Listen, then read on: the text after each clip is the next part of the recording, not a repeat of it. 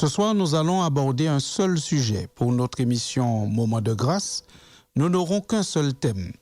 Nous allons apporter des éléments à une question qui demande effectivement du temps pour que nous puissions y répondre.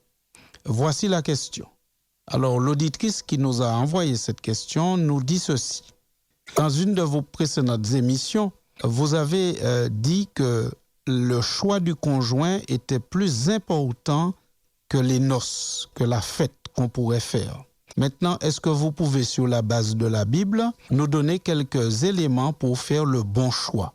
Donc, vous avez compris que la question de cette auditrice, c'est de nous dire, est-ce que la Bible donne quelques indices pour nous aider à bien choisir notre conjoint? Alors, effectivement, nous avons dit cela dans une émission précédente, lorsque nous avons parlé du mariage, dans ce temps de confinement, dans ce temps où les rassemblements sont limités, nous avons compris qu'effectivement, on ne peut pas forcément faire le mariage qu'on aurait prévu. Et nous avons dit et nous avons montré que ce n'est pas tellement ce qui a de plus important dans le cadre du mariage, mais c'est le bon choix du conjoint. Rappelez-vous, quand nous avons parlé de cela, nous nous étions appuyés sur Genèse chapitre 24. Dans ce chapitre, nous voyons le choix d'une épouse pour Isaac et nous avons compris que le chapitre consacrait beaucoup de versets, beaucoup de lignes au choix du conjoint et finalement très peu de lignes à ce qui s'était passé lorsqu'on dit finalement que Isaac prit Rebecca pour épouse. Ça avait été décrit de manière presque lapidaire, ce qui nous montre que celui qui a organisé ce récit, c'est-à-dire le Saint-Esprit, voudrait que nous puissions comprendre que là où nous devons consacrer du temps, de l'énergie, nous investir, c'est dans le choix du conjoint, c'est ce qui est important. Maintenant, notre auditrice qui avait bien écouté ce jour-là, nous demande est-ce qu'il y a des éléments bibliques qui peuvent nous aider, que nous pouvons mettre dans la balance pour le choix d'un conjoint. Alors, nous n'avons pas toutes les réponses, nous n'avons pas cette prétention, comme nous le disons à chaque fois, mais nous apportons quelques éléments et puis charge à vous de continuer à faire des expériences avec Dieu et dans la lecture de la Bible pour compléter. Sinon, vous nous envoyez aussi vos remarques, vous nous envoyez aussi d'autres questions au 06 94 23 33 52. Voici donc la question est posée, le cadre est posé. Alors oui, chère auditrice, toi qui nous as posé cette question, le mariage est une réalité qui influence et affecte profondément notre vie. Un mariage ne laisse jamais notre vie sans trace. Quelquefois, on peut imaginer que le divorce règle tous les problèmes, mais même après le divorce, il subsiste toujours des traces de cette union. Quand bien même on n'aurait pas eu d'enfant, mais on ne peut pas avoir été uni à quelqu'un, même si ce n'est que peu de temps, et penser que tout s'efface. Donc le mariage influence profondément notre vie, s'il est réussi ou s'il est un échec. S'il est compliqué ou s'il est fluide, cela va influencer beaucoup notre vie. Donc il importe de bien préparer son mariage. Alors quand on parle de préparation du mariage, effectivement, on s'arrête souvent à la préparation de la fête, de la soirée, de la cérémonie religieuse, du choix des éléments vestimentaires, etc. Mais ce soir, nous voulons aller plus loin. La préparation dont nous parlons, c'est la préparation qui consiste à bien choisir le conjoint. Parce qu'en fait, on peut avoir une cérémonie de mariage et une fête extrêmement simple, mais si les deux conjoints sont en harmonie, leur vie conjugale sera heureuse. Et dans l'autre sens, on peut aussi avoir une fête grandiose et après, les deux personnes sont tristes et malheureuses. Maintenant, quelques éléments pour faire le bon choix. Quelques éléments à mettre dans la balance pour que nous puissions faire le bon choix, le choix du conjoint avec qui nous pourrons faire un long chemin et un chemin qui soit productif. D'abord, le premier élément, et cela nous permettra de revenir dans Genèse chapitre 24, c'est qu'il faut demander à Dieu de nous accompagner dans ce choix.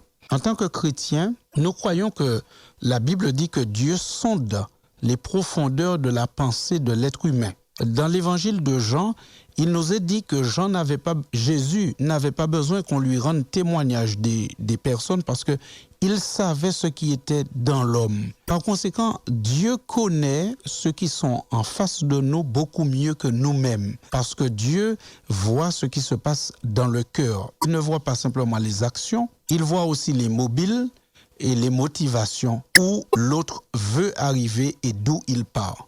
Donc il est extrêmement important dans le choix d'un conjoint de demander à Dieu de nous accompagner. De demander à Dieu de nous accompagner parce que le mariage, ce n'est pas seulement pour un moment. C'est un engagement pour le temps présent, pour le moment présent, le moment où on choisit le conjoint, mais pour des années à venir. Par conséquent, si c'est un choix qui engage l'avenir, comme nous ne connaissons pas l'avenir, eh bien, seul Dieu connaît l'avenir, il sait comment les choses vont évoluer ou peuvent évoluer, alors il faut que Dieu soit partenaire de notre choix. D'ailleurs, c'est ce que Genèse 24, verset 12 nous révèle. La Bible nous dit que le serviteur qu'Abraham avait envoyé pour choisir une épouse pour Isaac, voici sa prière. Il dit dans Genèse 24 au verset 12, « Éternel, Dieu de mon Seigneur Abraham, fais-moi, je te prie, rencontrer aujourd'hui ce que je désire et use de bonté envers mon Seigneur Abraham. » On voit que ce serviteur va chercher une femme et il demande à Dieu d'être son partenaire, de l'accompagner dans le choix. Et au verset 13, Genèse chapitre 24 au verset 13, il dit ceci encore. Il dit, « Seigneur, voici, je me tiens près de la source d'eau, et les filles des gens de la ville vont sortir pour puiser de l'eau. Que la jeune fille à laquelle je dirai,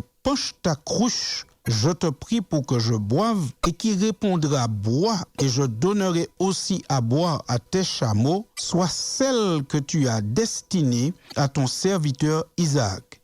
Et par là, je connaîtrai que tu uses de bonté envers mon Seigneur. » Fin de citation. La Bible nous dit que cet homme, non seulement il demande à Dieu d'être son partenaire dans le choix qu'il doit faire, mais il demande à Dieu un signe. Il demande à Dieu un signe clair et précis. Alors notez bien une chose, c'est que le signe qu'il demande à Dieu, c'est pas le signe du style ce que nous entendons souvent des personnes demander. Alors Seigneur, s'il vient ce matin avec une chemise rouge, c'est lui. Si elle vient ce matin avec une chaussure bleue, alors c'est elle. Non, c'est pas ce genre de signe qu'il demande.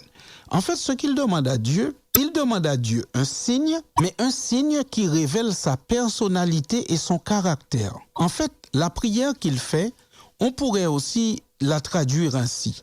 Seigneur, j'ai besoin et j'aimerais avoir une épouse, ou si c'est une fille qui parle, un époux, eh bien, permets-moi d'être suffisamment lucide et attentif pour remarquer tous les signes que cette personne émet qui révèlent son caractère. Il nous faut peut-être sortir de cette relation avec Dieu qui est un peu, Seigneur, s'il a une chemise rouge ou s'il a une chaussure bleue. En fait, ce qu'il demande à Dieu, c'est quel est le caractère de cette fille. Parce que tous les signes qu'il demande, remarquez bien, c'est quelles sont les actions qu'elle va poser, quelles sont les réponses que cette femme va donner à un voyageur qui visiblement est dans le besoin.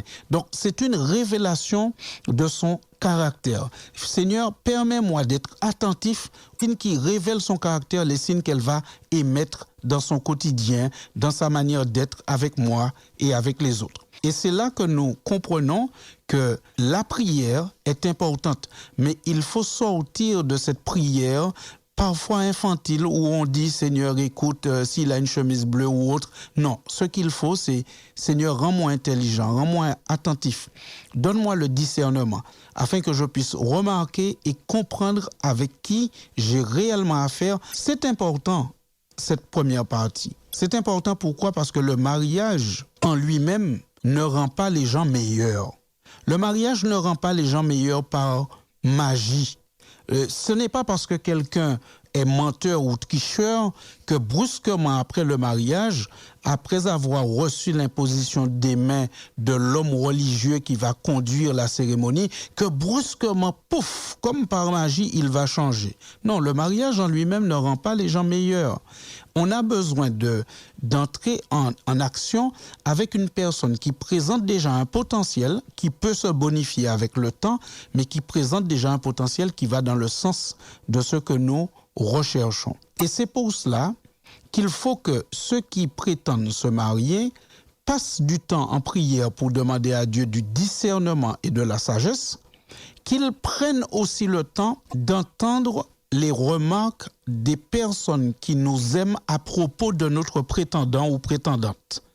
Parce que quelquefois, quand on est amoureux, eh bien, on pense qu'on est le premier dans l'univers à être amoureux ou amoureuse, et on pense que tout le monde est jaloux de notre bonheur, donc on met tout le monde de côté, et c'est que cet amour nouveau qu'on voit. Non, il faut prendre le temps d'écouter nos parents, les gens qui nous aiment, comment ils perçoivent celui que j'ai rencontré et que je pense qui est la personne qu'il me faut. Parce que c'est important de ne pas se fier qu'à soi-même, de ne pas croire que je suis le seul détenteur de la vérité. Si ce que je crois est juste, alors d'autres le verront aussi.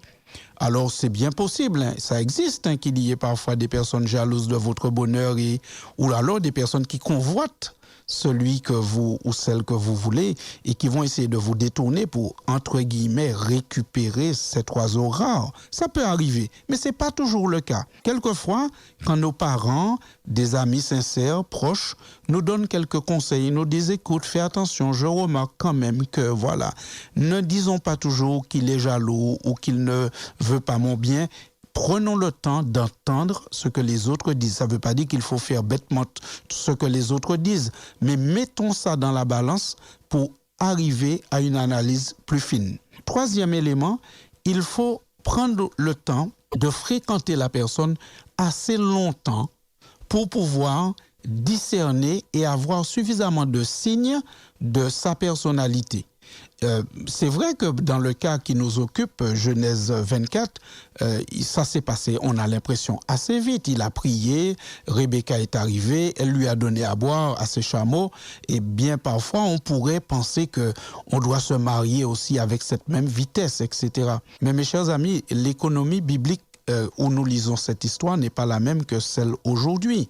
Nous devons apprendre à prendre du temps et suffisamment de temps, une période de fréquentation suffisamment longue et dans différentes activités. Ne pas voir la personne seulement dans une seule activité, mais la voir dans différents contextes pour voir s'il y a une espèce d'harmonie, quelle que soit là où elle est, ou si elle peut changer de couleur un petit peu comme un caméléon. Ça dépend dans quel environnement elle se trouve. Donc c'est important de se donner du temps. Mais pour pouvoir faire une analyse qui soit assez raisonnable, il ne faudrait pas que la sexualité, selon le plan de Dieu, selon la Bible, soit mélangée à cette affaire. Parce que la rencontre sexuelle, si elle se passe bien, elle peut être un tel feu d'artifice qu'elle peut nous aveugler et nous empêcher de voir des traits de caractère difficiles.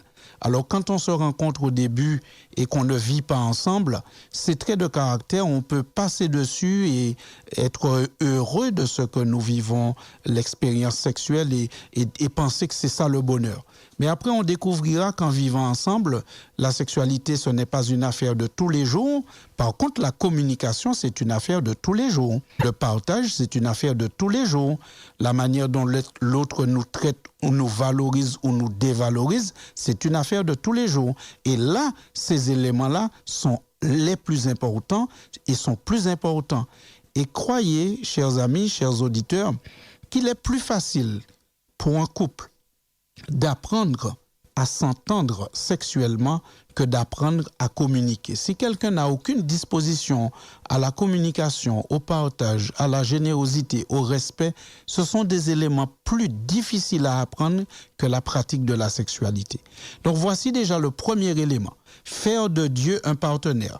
Se donner du temps pour connaître la personne, demander à Dieu de la lucidité et du discernement afin de pouvoir capter et analyser tous les signes que la personne émet déjà de sa personnalité, prendre le temps d'écouter, d'entendre nos bien-aimés, nos parents, nos amis que nous connaissons depuis longtemps, entendre aussi leur appréciation de cette personne. Nous n'avons pas forcément toute la vérité à nous tout seuls.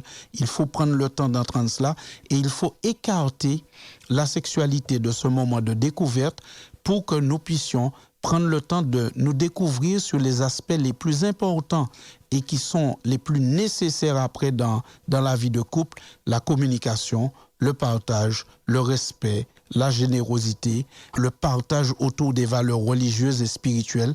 Il faut mettre toutes ces choses en avant. Voici, nous allons poursuivre avec un autre élément à mettre dans la balance pour le choix d'un conjoint. Alors maintenant, ce qu'il faut remarquer, c'est que le choix d'un conjoint va dépendre aussi de l'objectif du mariage.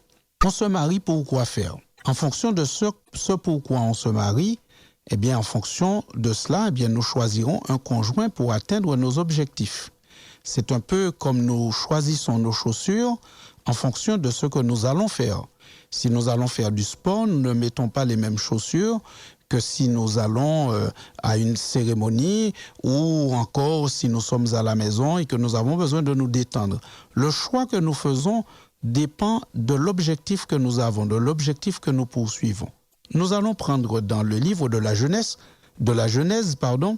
alors nous n'allons pas donner forcément dans un ordre d'importance, mais nous allons essayer de relever tous les objectifs du mariage qui sont présentés là et voir quelles sont les qualités qu'il faudrait pour que nous puissions atteindre ces objectifs. Genèse 1, 28, multipliez, remplissez la terre et l'assujettissez. Dans ce passage, on retrouve un des objectifs du mariage.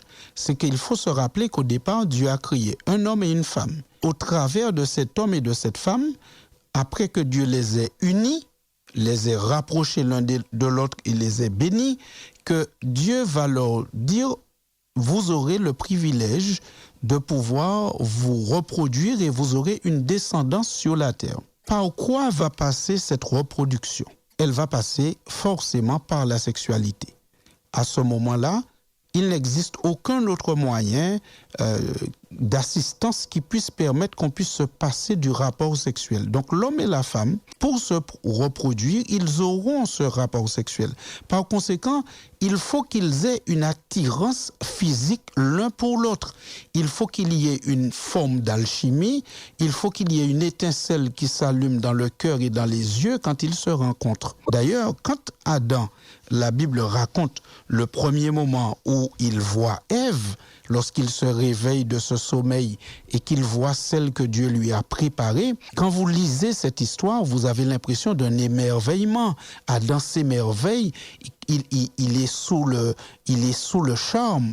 Il faut qu'il y ait avec son conjoint ou sa conjointe une forme d'attirance physique. Il faut qu'il y ait cet amour, cette forme d'amour aussi, parce que c'est important, parce que la sexualité fait partie des privilèges du mariage. Alors n'employons plus un certain vocabulaire quand nous parlons de sexualité de mariage. Quelquefois nous disons devoir conjugal, mais ce n'est pas un devoir, c'est un privilège conjugal que Dieu donne à ceux qui sont mariés. La sexualité n'est pas faite uniquement pour la reproduction, elle est faite pour le rapprochement des époux, pour leur fusion, pour leur rencontre, pour qu'ils s'unissent dans un moment particulier. Et Dieu leur donne donc ce privilège. Mais vous comprenez bien que ce privilège a besoin que l'un soit attiré par l'autre. Nous lisons cela encore dans le livre des Proverbes, au chapitre 5, versets 18 à 20. La Bible dit « Que ta source soit bénie, et fais ta joie de la femme de ta jeunesse, biche des amours, gazelle pleine de grâce, sois en tout temps enivré de ses charmes, sans cesse épris de son amour. Et pourquoi, mon fils, serais-tu épris d'une étrangère et embrasserais-tu le sein d'une inconnue? On sent que dans ce texte, il y a une forme d'attirance qui doit exister entre les époux, non seulement qui doit exister au départ, mais qu'ils doivent cultiver dans le temps. On doit prendre soin de cet aspect-là. Et donc, il y a besoin qu'on ait une attirance physique. On doit se marier avec quelqu'un qui nous plaît. C'est tout simple. On ne doit pas se marier avec quelqu'un simplement pour toutes les autres raisons que nous allons donner ailleurs, mais plus tard, mais il faut que ce soit quelqu'un qui nous plaise, il faut qu'il y ait une attirance physique. Si quelqu'un ne vous plaît pas, croyez bien que ce sera difficile de passer une trentaine d'années ou même plus à côté de cette personne, vous couchez chaque soir à côté de cette personne, il faut qu'il y ait cette attirance. Alors ne tombons pas dans le panneau des canons de beauté. Il ne faut pas forcément que la personne ressemble au mannequin homme ou femme que nous voyons sur les magazines. C'est pas ça la question. La question, ça doit être quelqu'un qui vous plaît. Et nous savons que chaque pain a son fromage et que chaque pointure a sa chaussure. Donc, il nous faut trouver le type qui nous convient et le type qui allume cette étincelle et qui fait que cela s'embrase lorsque nous sommes avec cette personne. Donc il faut qu'il y ait un charme qui passe entre les deux, une attirance physique. Mais rappelons-nous d'une chose. Dans le livre des Proverbes, au chapitre 19 et au verset 22, la Bible apporte un élément qui doit nous aider à bien faire le choix.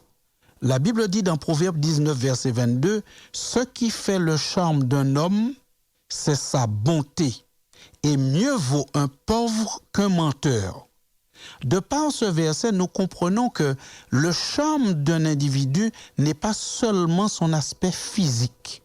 Le charme d'une personne, c'est aussi son caractère. Quel caractère a-t-il? Parce que quelqu'un peut être en quelque part dans tous les canons de beauté de la société, mais avoir un caractère tellement épouvantable qu'à un moment, on ne pourra plus le supporter et plus supporter qu'il nous touche malgré qu'il soit ou qu'elle soit dans toutes les mensurations recommandées pour être un mannequin. Donc, il faut qu'il y ait, oui, cette attirance physique, mais il ne faut pas négliger, absolument pas négliger le caractère de la personne. Parce que la Bible dit bien ici, Proverbe 19, verset 22, « Mieux vaut un pauvre qu'un menteur. » Celui qui ment, celui qui triche, qui n'est pas sincère, qui vous cache certaines choses ou qui pourrait mener une double vie, etc., beau ou belle, quel que soit son degré de beauté, eh bien, ce trait de caractère pourrait tout gâcher. Donc, ne basons pas tout sur le physique, mais n'éliminons pas non plus complètement le physique. Il faut trouver l'équilibre. Le charme global d'une personne ne tient pas compte seulement de son physique, mais tient aussi compte de son caractère et des valeurs que cette personne porte. Deuxième élément dans cette partie que nous voyons, c'est que lorsque nous choisissons un conjoint, il faut se dire que peut-être de cette relation, des enfants vont sortir.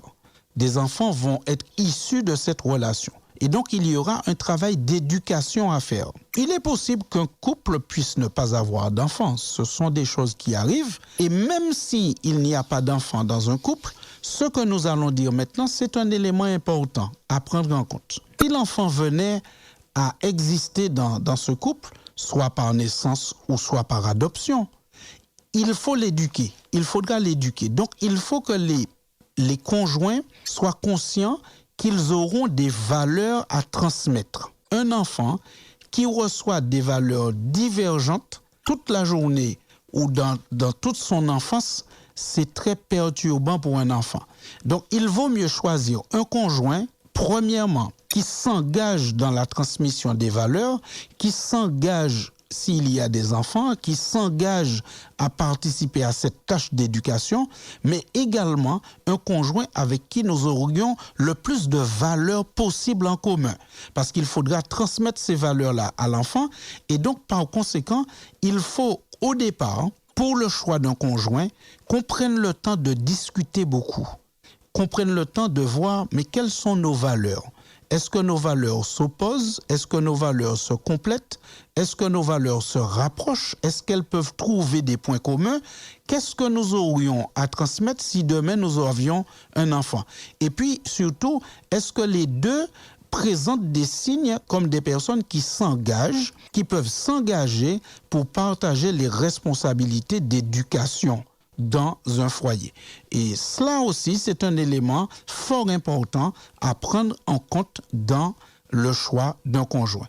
Et c'est à ce moment-là qu'il faut faire attention à ce qu'on pourrait appeler les facteurs séparants. Tout ce qui ne rapproche pas les deux personnes, on peut classer cela comme des facteurs séparants et après, ça peut avoir des conséquences dans leur vie au quotidien et rendre la vie ensemble plus compliquée. Quelques exemples de facteurs séparants dont il faut tenir compte. Alors, ça ne veut pas dire que c'est un absolu et que ça ne marchera jamais, mais il faut en être conscient au départ afin de pouvoir travailler avec ces choses si on devait s'engager avec une personne qui présente ces caractéristiques. La première chose, c'est qu'il faut faire quand même attention à la différence d'âge qui sépare les conjoints. Il faut quand même faire attention à la différence d'âge entre les conjoints. Parce que c'est un élément qui peut devenir dans le temps un facteur séparant. Premièrement, une différence d'âge à un moment donné, par exemple une différence d'âge en 2020, ne pèse pas le même poids qu'en 2040. Je m'explique. En 2020, il y a un conjoint qui a 20 ans et l'autre qui a 40 ans. Eh bien, ils ont 20 ans d'écart et ils sont tous les deux jeunes à ce moment-là. Il y en a un qui a 20 ans et l'autre qui a 40 ans. Et puis 20 ans après, ils ont toujours une différence d'âge de 20 ans. Mais il y en a un qui à ce moment-là a 40 ans et l'autre qui a 60 ans. Et vous comprenez que cette même différence d'âge de 20 ans ne pèse pas le même poids parce que à un certain moment, il y en a un qui passe déjà dans une autre catégorie alors que l'autre reste encore dans une autre catégorie. Et ça peut créer toutes sortes de conflits, de fonctionnement par rapport aussi au regard des autres, aux remarques qu'on peut subir, mais surtout par rapport au fonctionnement interne, les choses auxquelles on peut s'intéresser à un moment et on peut ne pas s'intéresser à d'autres moments. Il y a aussi tout ce qui s'attache à cela. La peur de la mort du plus âgé, ou alors le plus âgé qui développe une forme de jalousie parce que se rendant compte qu'à côté il y a quelqu'un de très jeune et qui peut susciter de la convoitise. Donc ça ne veut pas dire que ça ne marchera jamais, mais ça veut dire qu'il faut être conscient de cela et il faut faire attention dès le départ et se poser la question, est-ce qu'on a réfléchi à tout ce qui pourrait venir? Vous avez aussi la différence de culture. Parfois nous pouvons voyager dans certains milieux et rencontrer des personnes qui sont d'une toute autre culture. Alors, à certains moments, ça peut passer parce que on est peut-être dans un pays où on oublie chacun ses cultures. Par exemple, lorsque vous avez des Antillais-Guyanais qui vont à Paris et qui rencontrent d'autres cultures, en général, quand on est à Paris, tout le monde est parisien à Paris. On oublie un petit peu sa culture. Mais quand, quelque temps, peut-être après les études ou après un certain nombre de temps, l'un d'eux retourne dans son pays et l'autre avec, eh bien, à ce moment-là, la culture revient, les pratiques culturelles, la place qu'on donne à la grande famille, les beaux-parents, les parents, les tontons. Ça peut être tellement différent que ça peut nous rendre la vie de couple difficile. Donc, il faut vraiment faire attention à la différence de culture et prendre ça en compte.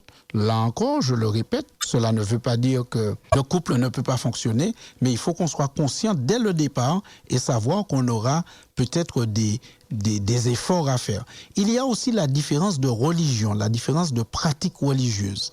Alors là, aussi, ça c'est aussi un facteur séparant, un facteur qu'il faut prendre en compte dès le début, où deux personnes qui ont des pratiques religieuses très différentes pourraient s'unir, mais à ce moment-là, il faut aussi se rappeler qu'avec le temps, on pourra se retrouver souvent seul l'un par rapport à l'autre à des moments importants, au moment où on a peut-être envie d'aller au culte, d'être ensemble, de partager certaines choses, des moments de prière ou certaines valeurs. Celui-ci a une conception de la manière de traiter les morts, celui-ci a une conception de la manière de traiter la nourriture, celui-ci a une conception de la manière de traiter tel ou tel jour de repos.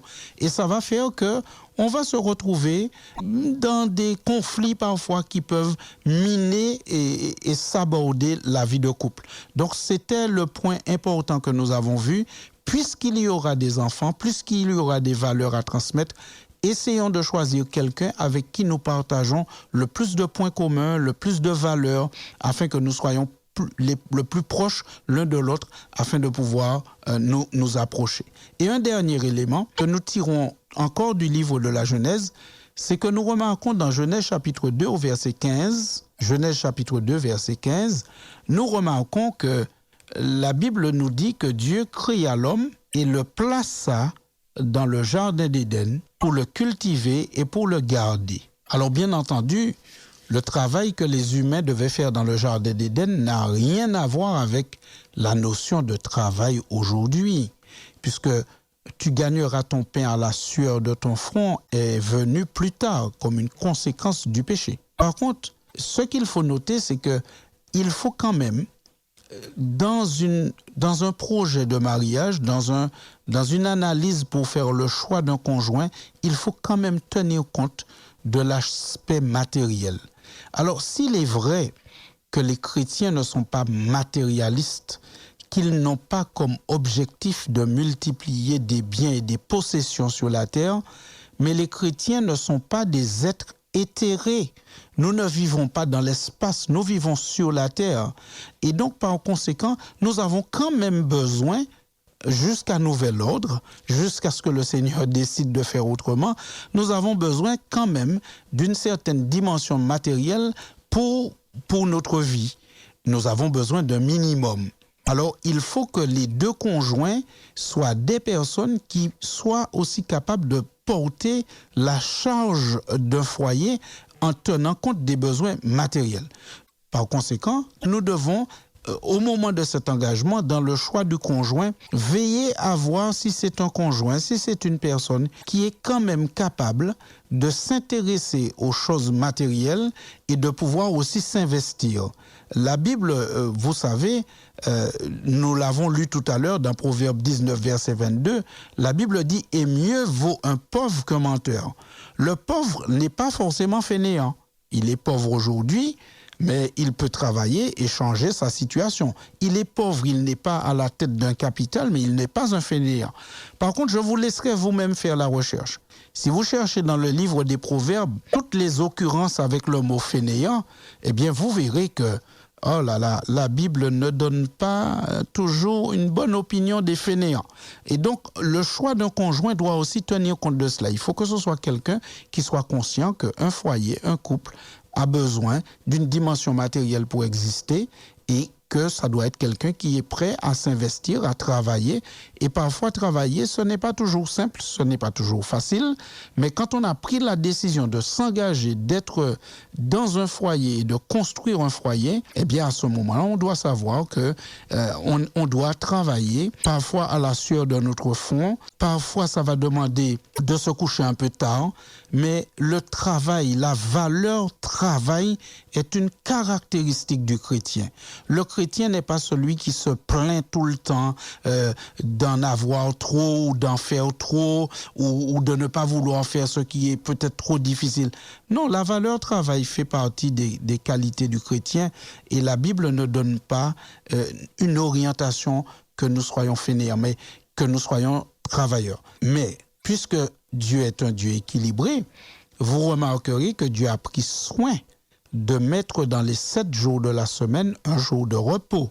Un jour pour que la famille, le couple, se retrouve autour de d'autres valeurs que la valeur travail, où on va fraterniser, on va adorer Dieu ensemble, on va faire autre chose. Et c'est pour cela, c'est une des raisons de l'existence du 7e jour comme jour de repos.